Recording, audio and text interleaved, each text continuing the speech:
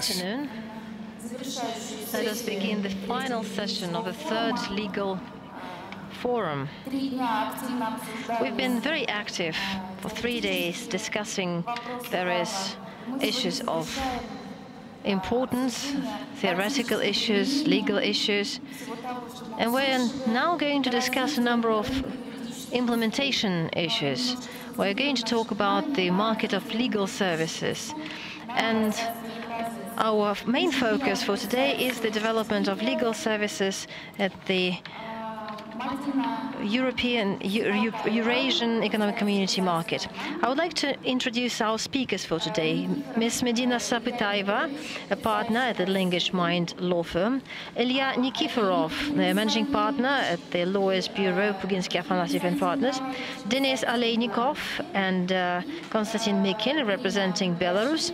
And Irina Poliashvili, representing Ukraine.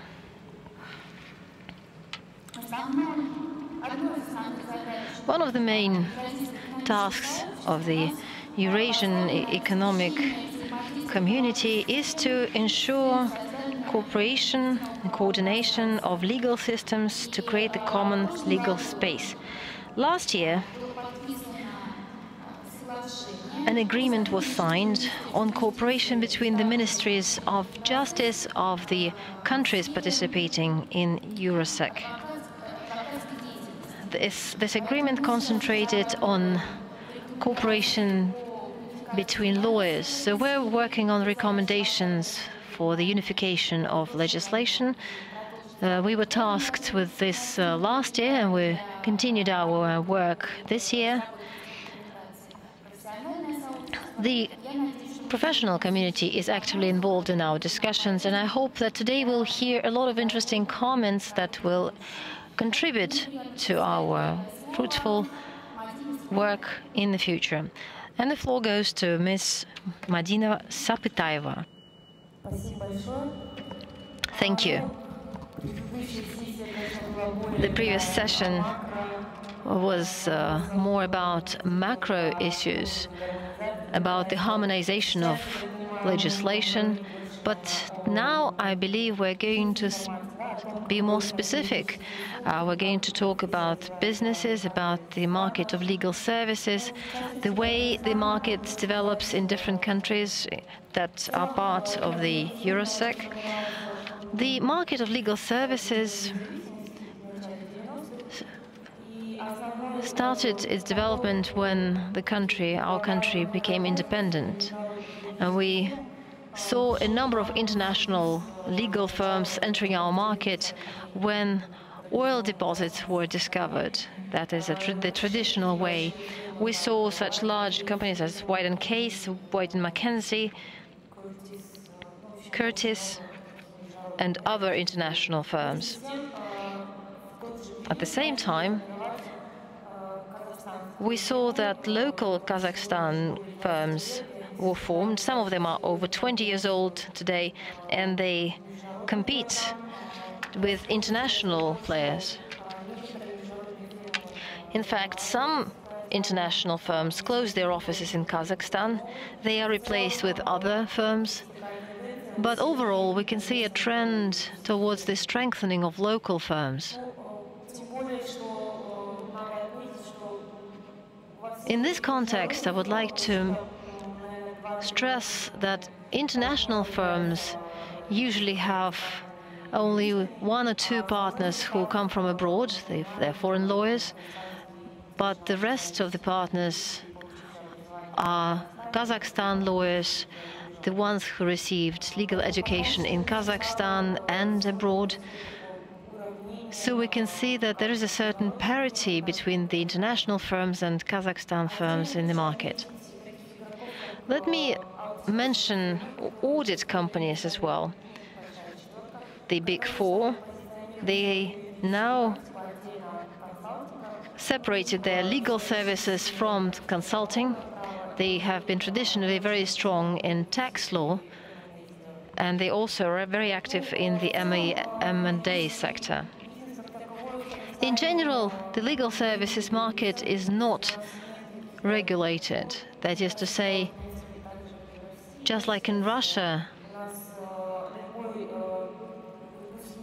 any graduate of a law school may set up a legal practice independently or within a legal firm in-house. The only licensing that is required is the licensing of lawyers representing interests of clients in court, and that is only true for criminal cases. In administrative cases, anyone can represent the interests. There is a problem that has been raised a number of on numerous occasions before the ministry. The lawyers wanted to make certain that only licensed lawyers could represent the interests of clients in court, but this position has not been put into law, and we do not have any legislation that would stipulate this rule. And there is no unified position on that. On the other hand, the legal community, the legal profession, is trying to set up these self-regulating associations.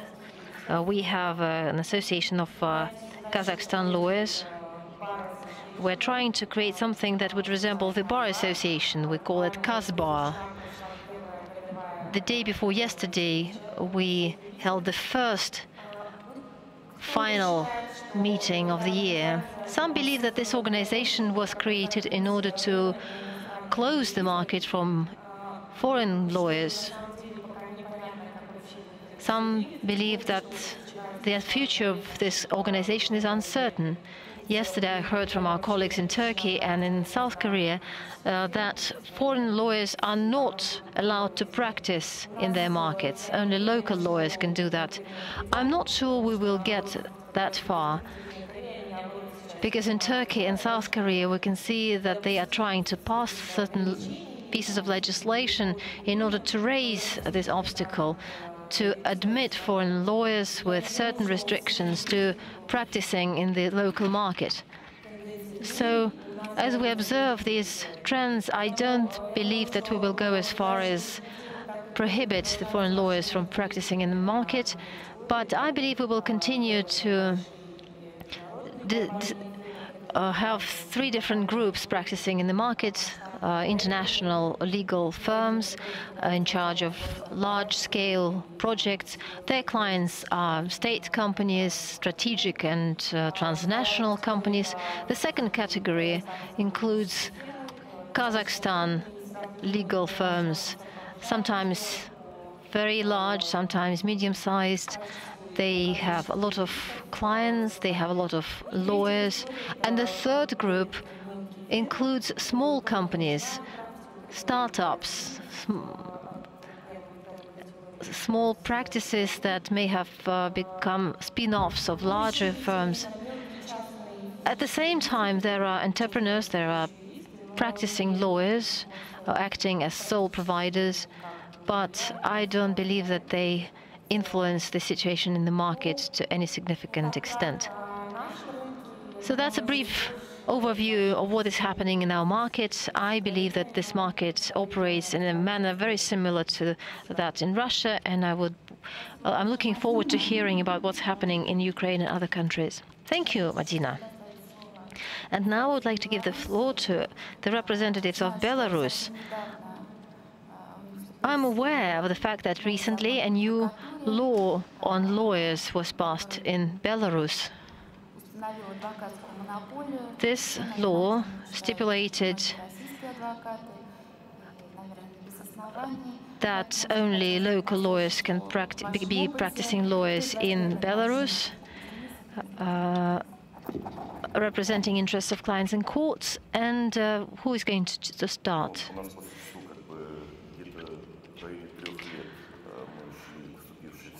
Well, it's been a long way.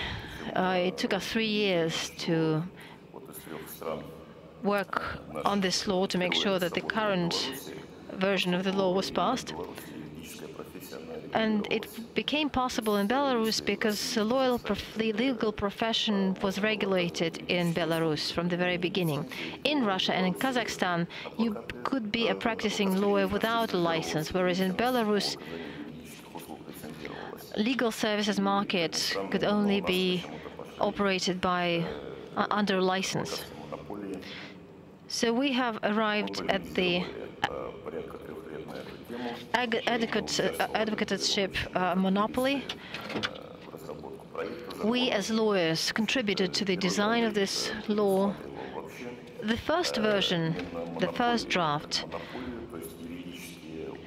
had a full monopoly in. That would include legal assistance, legal services, and the first version stipulated that only licensed lawyers can offer such legal services.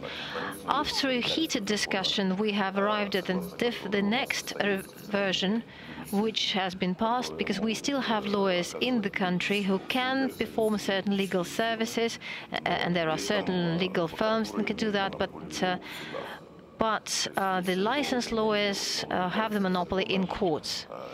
So if you look at the current version, you will see that we have sole providers, lawyers, who can represent interests of clients in courts. After the new revision, after the new version of the law was adopted, all courts will only lawyers, licensed lawyers, will be able to work in courts. It was a very difficult issue. We applied three main criteria that impeded the reform. Three reasons, actually. The first reason was the inertia on the part of the legal community. A lot of legal practitioners thought that the status quo was quite acceptable, and they were apprehensive of any changes. However, these changes have proved to be quite favorable and not really negative. But still, there was some resistance to changing the status quo. The lawyers themselves were also suspicious that the legal profession, the advocates, will steal the part of the pie also, and the other way around was also true. For the new law, the lawyer had to pay about 50% of their earnings on top of the fees and taxes to the Bar Association. Currently we have flat fees, about 50 euros. So that issue of payments has been resolved. Another interesting question that caused a lot of interest was that our bar practice before that had been very much Soviet style, and it did not provide for certain forms of incorporation that the legal profession, the legal experts had. There was no place for individual or private practice of law. There was no place for entrepreneurship, and marketing of legal services was not possible. The new law has enabled the community to act in the form of individual practice. Legal bureaus or legal offices became possible in the form that is equivalent to limited liability societies. So these new formats became possible, and it became possible for the members of the community to express themselves more fully, professionally. Perhaps my colleague could add something here. Well, yes, I would like to thank the forum organizers for this highly interesting event. I'm referring here not only to the Saturday event, at which we're present now. I would also like to note that the entire forum has been organized in a very, very effective way. So thank you very much. Yes, indeed, in December 2011, Belarus did enact its law on advocateship. It entailed a change in approach to regulating the legal profession.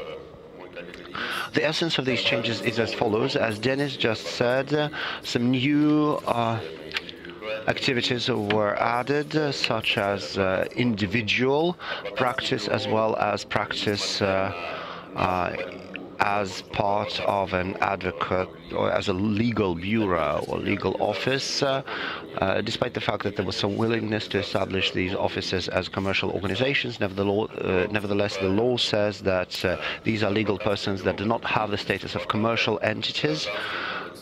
The activities of bar members are defined by the law as non-commercial, not-for-profit activities. This setup does not preclude the successful incorporation of the arrangements that we saw even before the law. The issues related to remuneration and rewards can still be effectively regulated in the format of a legal law office.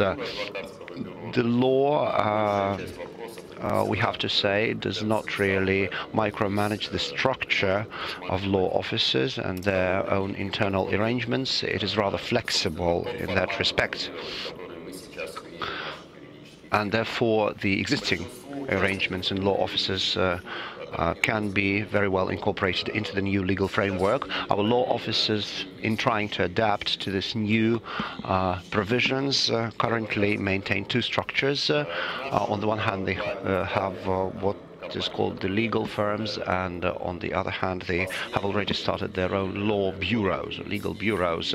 It is planned to transform the existing structures into the legal bureau format within a year, and that will include transfer of staff members into the new format as well as transfer of clients. We're not yet sure if this is going to take 1 year or more, but in any case, this is the ultimate acid test for the law, whether or not it's going to work in practice. Right now, we maintain a positive attitude.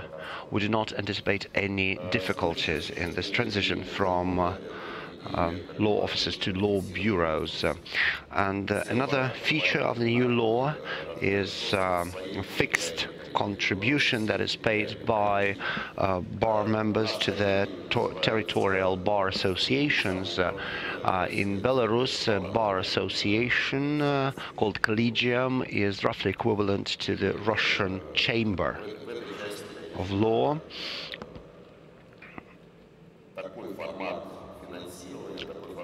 This structure of payments is highly attractive both for bar members as well as for licensed legal experts who decide to become members of the bar. Another improvement for the community is from the standpoint of taxation, because the legal bureau only pays income taxes on the earnings of their members. However, they do not pay any taxes that would be levied on the services provided by the legal bureau. And in a very similar fashion, with respect to social payments and social taxes, the regulation is very much the same as with respect to sole traders. Regardless the lawyer's income, they decide for themselves what level of taxation they would prefer in terms of social taxes. So that results in a very low tax and fiscal burden on the lawyers.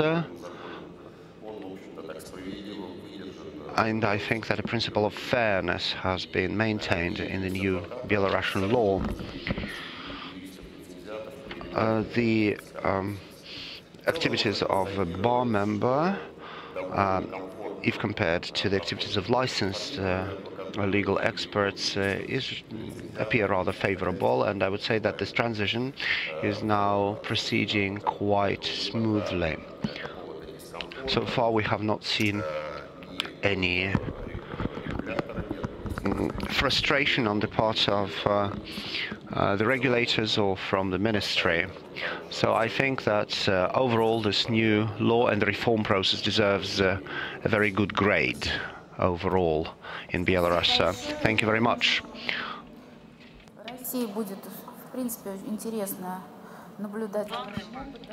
Thank you very much. I think from the perspective of Russia, it's very interesting to follow the Belarusian experience.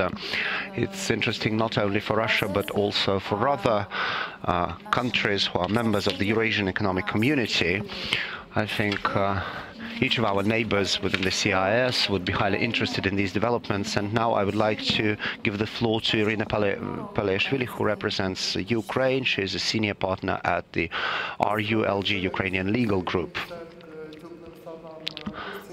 Thank you very much, and I would like to join Konstantin Michel in congratulating the organizers on this wonderful event and for inviting me to this interesting panel. I'm wearing two hats here. On the one hand, I represent the legal services market, but on the other hand, I'm also chair of the regional law offices of the CIS Yury Regional Forum. This is a forum for the legal profession from the economic space of the CIS.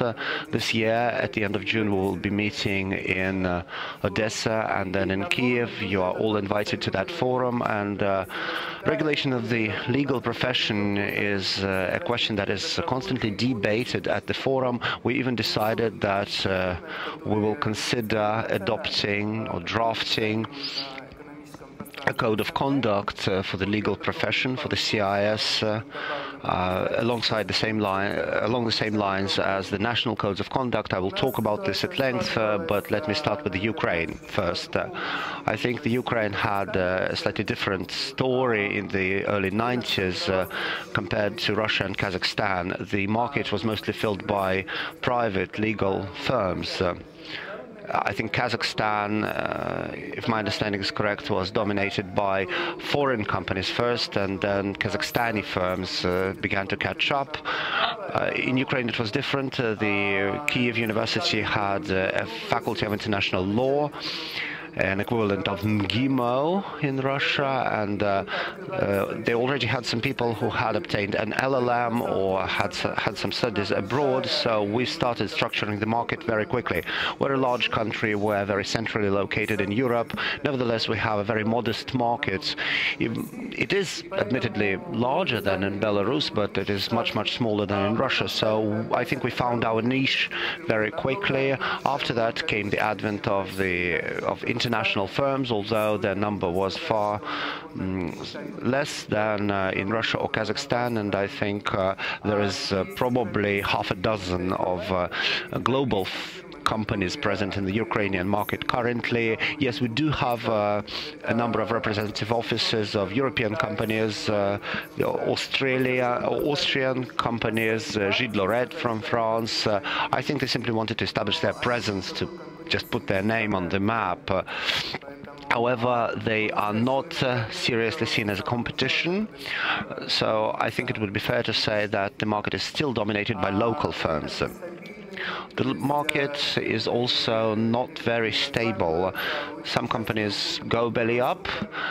Very often people would migrate in groups from company to company. There have been attempts at mergers between law offices. One of them was a very high-profile merger publicized in the press. The transition process lasted for about 1 year.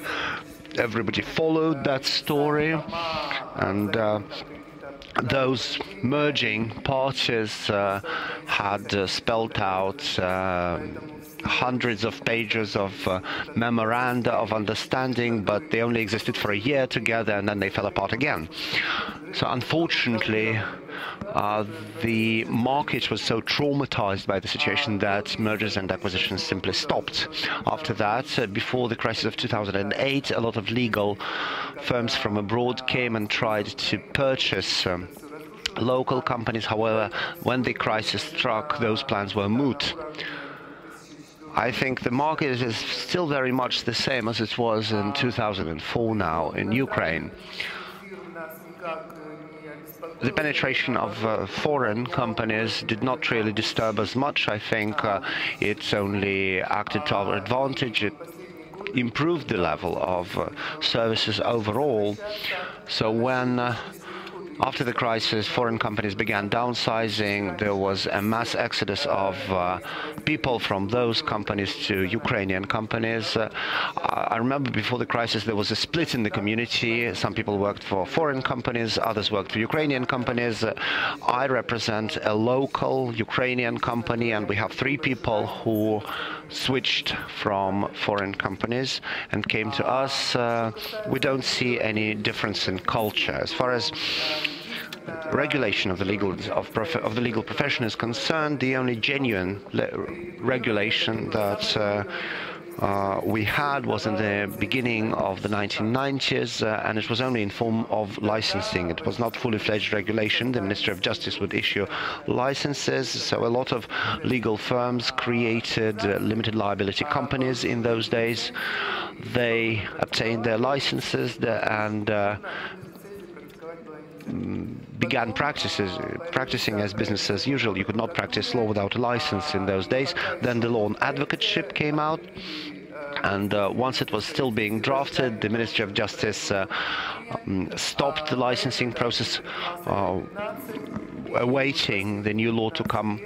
But then for about 15 years there was a delay. The law would not be enacted, so there was a void, a legal void, as a result of which, unlike in Kazakhstan, anybody can practice law in the Ukraine, provided that you are not a minor, for instance. So there was very, very little regulation. Foreign legal experts could practice law in Ukraine without having a slightest idea about Ukrainian legislation. Then we also have this diaspora. Ukrainians who had fled the country several generations ago, they still speak Ukrainian, but they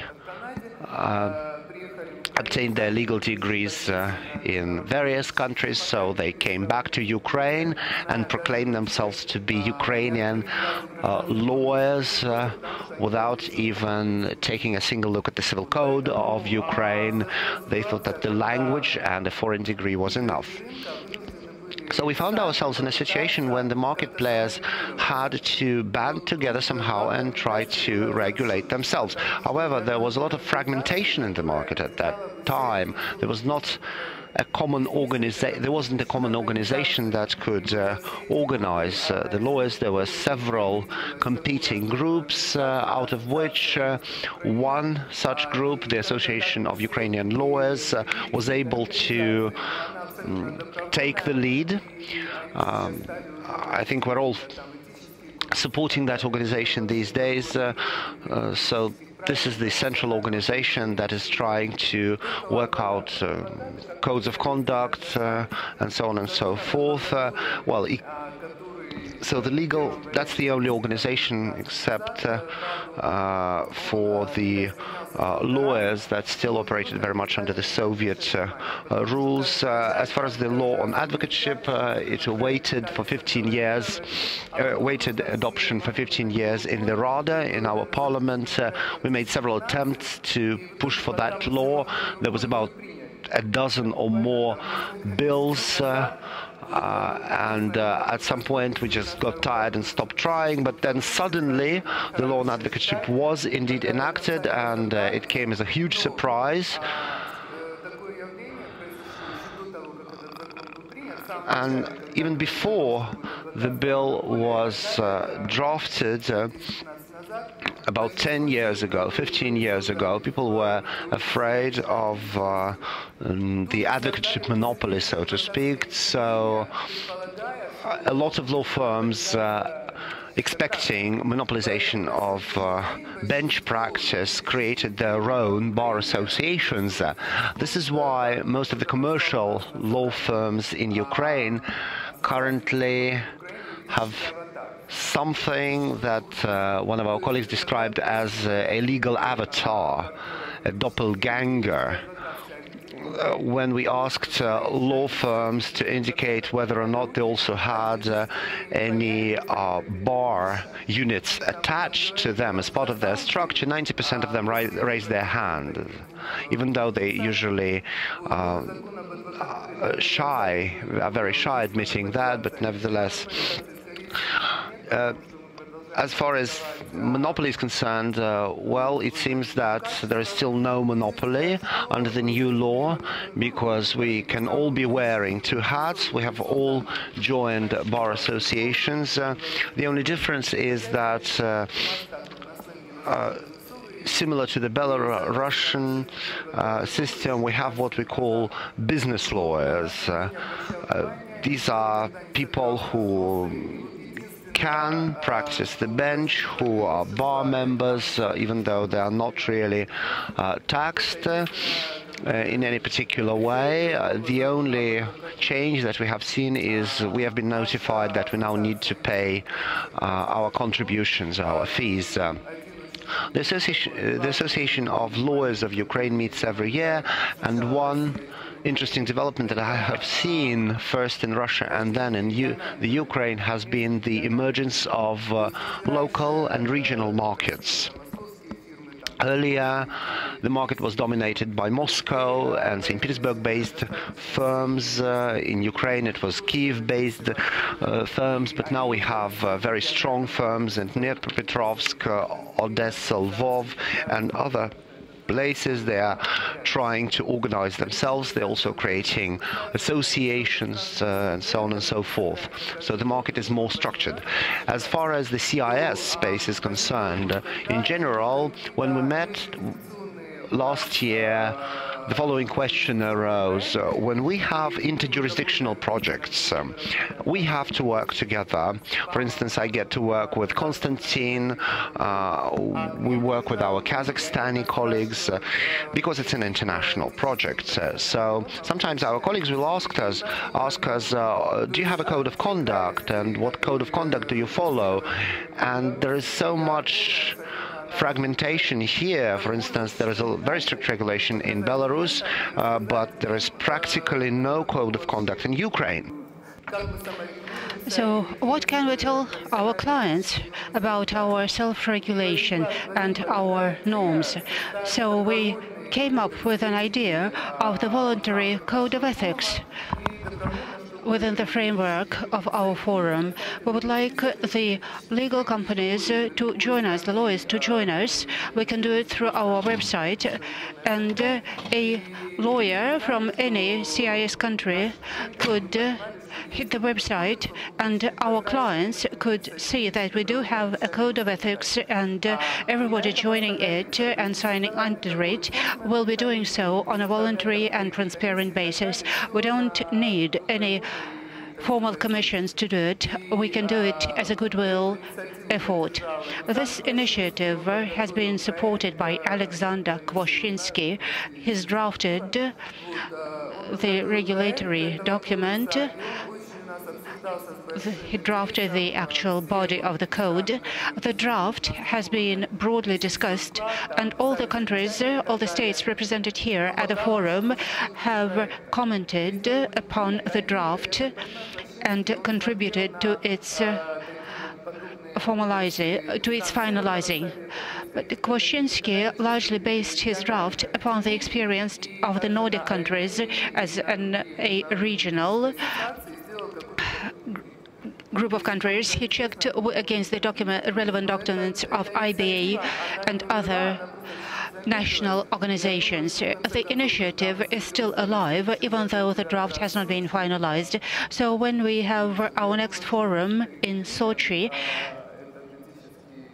in September, I hope that we shall be able to adopt the code of ethics, and after that the lawyers shall start signing up. Thank you for your attention. Thank you very much. Yes, it's true, we do have shared problems just because we share a common history. We are evolving in very similar ways. In Russia today, the problem of reforming the legal services market is quite topical too. It's being discussed under the Ministry of Justice. We are discussing the development of the legal services market, the advocate practice development, and I hope that eventually it will generate a law on advocate legal services. And it may eventually generate a comprehensive legal act that will, by the end of the day, regulate this whole services market. With this, I would like to grant the floor to Dr. Ilya Nikiforov, managing partner of the Puginsky, Afanasyev and Partners. Thank you very much, dear colleagues. I would like to share my views with regard to the current organization of advocate legal practice. And I would like to bridge the gap between today and the future. Let us think what and how can be improved in Russia without having to wait for year 2020, for year 2020. That's when, under the Justice Development Program, the most important changes are supposed to be completed. So what can we do within the post-Soviet space, which unites a group of friendly Russian-speaking, mostly Russian-speaking states like the Ukraine, the Republic of Belarus, and Russia, and others. Well, we can do it in Belarus in the Russian language, but it may be different in case of the Ukraine. Recently, one of my friends shared rather a provocative idea with me. The idea was actually a question.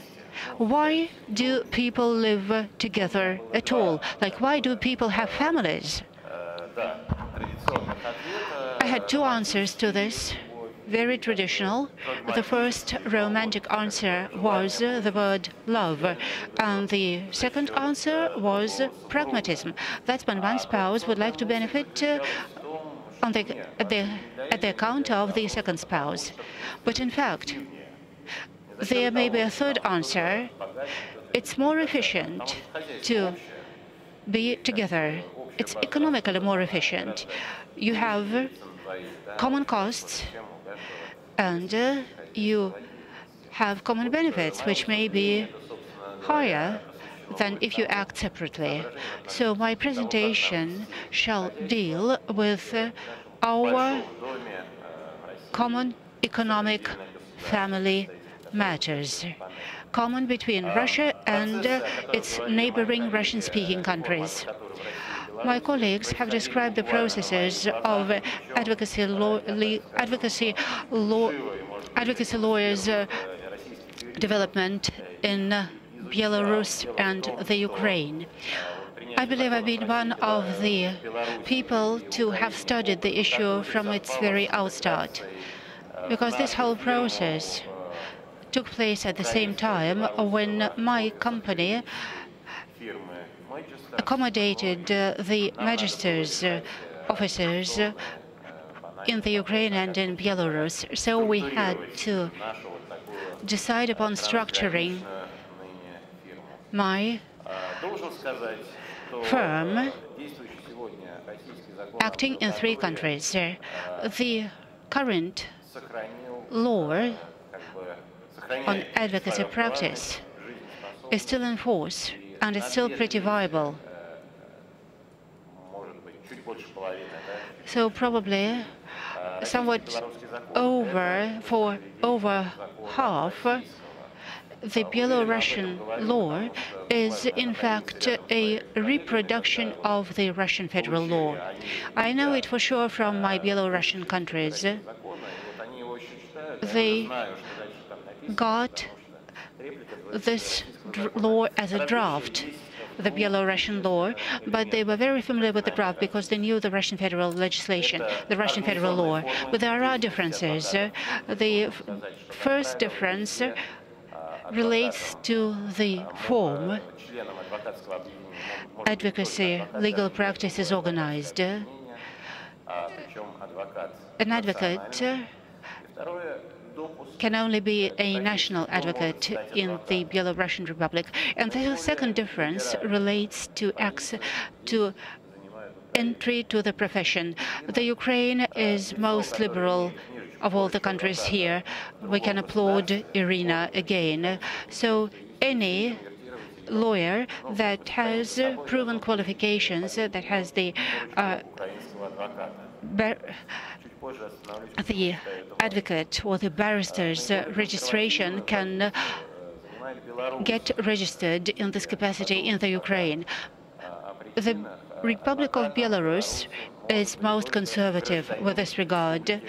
An advocate in Belarus can only be a Belarusian citizen. In Russia, the situation is kind of in between.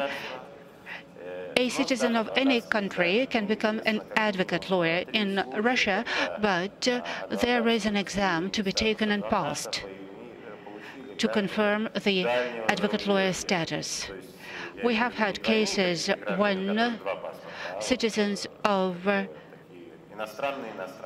foreign states became advocate lawyers in Russia. They had to take an exam, a legal exam, a qualifications exam, and they also had to take and to pass an exam in Russian language, in the Russian language. So how can we improve the legal profession in Russia is another point I would like to discuss. I believe that the modality of the reforming processes shall not work for setting up further limitations. It should actually be a protective measures for advocate lawyers. The former chairman of the ABA once shared a paradox with me. He said, you know, our code of ethics for the lawyers is very tight, but in fact, it's an indulgence for us. It does not set up limitations for us. In fact, it protects us. If a lawyer is faulty, the fault is first considered by the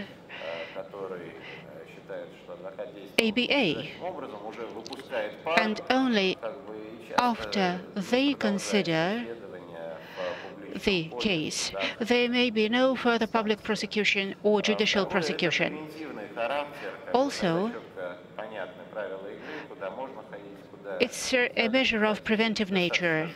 So the barristers basically know what the possible infringements are and what the sanctions for an infringement will be. So if they don't want to lose their piece of bread, they will be cautious about complying. So such measures, such system of measures make the professionals more prudent and cautious. They are quite scrupulous about their methods of practice, code or no code of ethics. Just because some of the code of ethics offences can be further considered as civil law offence or even criminal offence. So regulating the legal profession, to my mind, is working for promoting the profession and improving its legal climate and legal context, and thus, on the whole, it's a promotion of legal services among the general public. Well, in Russia, we are not yet driving the professionals into some kind of a formal organization.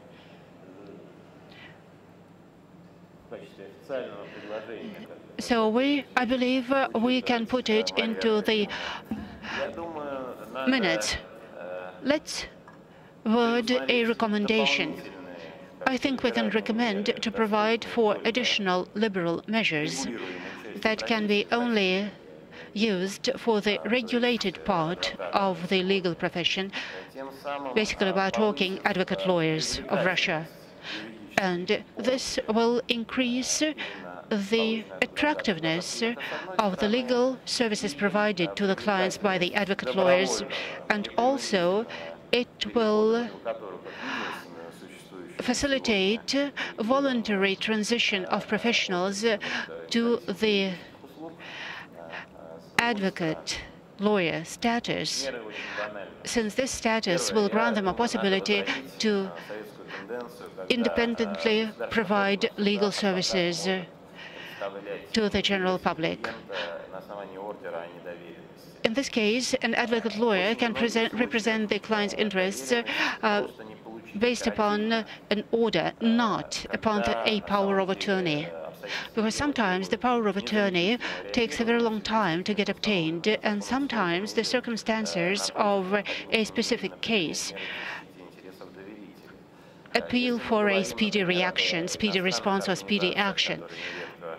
Some foreign organizations operating in Russia sometimes need an apostille, and that will take a week. Also, in Russia, power of attorney will take some time to get translated. In the world of today, with all the state-of-the-art technologies, that may sometimes take longer than the timeline allowed by the courts. Sometimes you cannot get to the signatory, just reach the signatory of the power of attorney, like he may be on holiday. In most of the countries where they do regulate the advocate lawyer's profession, they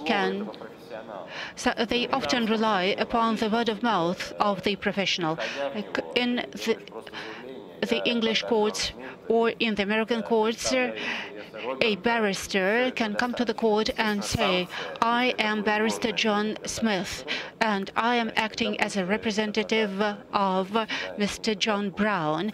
And that's just an oral statement. Of course, if it's false, the consequences will be very serious, so nobody will make such false statements.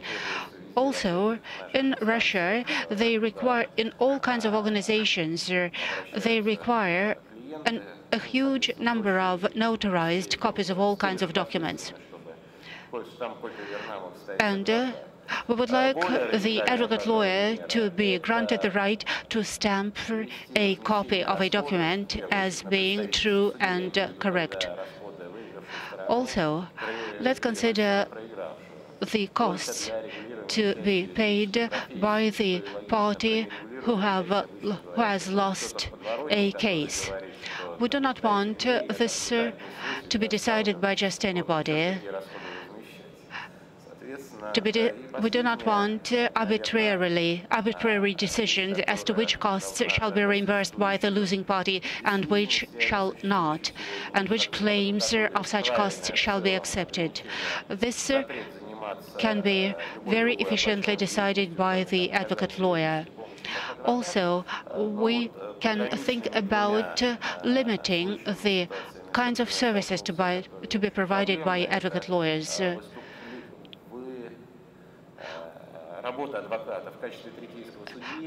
An advocate lawyer can act as an arbitrator in commercial courts, and he actually will be acting as a third party. Also, they can be involved in the board of directors, which is common practice in many Western countries. They get involved as independent professionals in boards of directors. They normally work on a voluntary basis. They often do that on a voluntary basis, which is highly possible in Russia.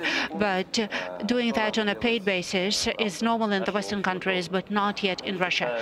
So what else can we do in our common house, so to speak? We can think about agreements between our ministries of justice. And we might think about an intergovernmental agreement on mutual recognition of advocate lawyer status.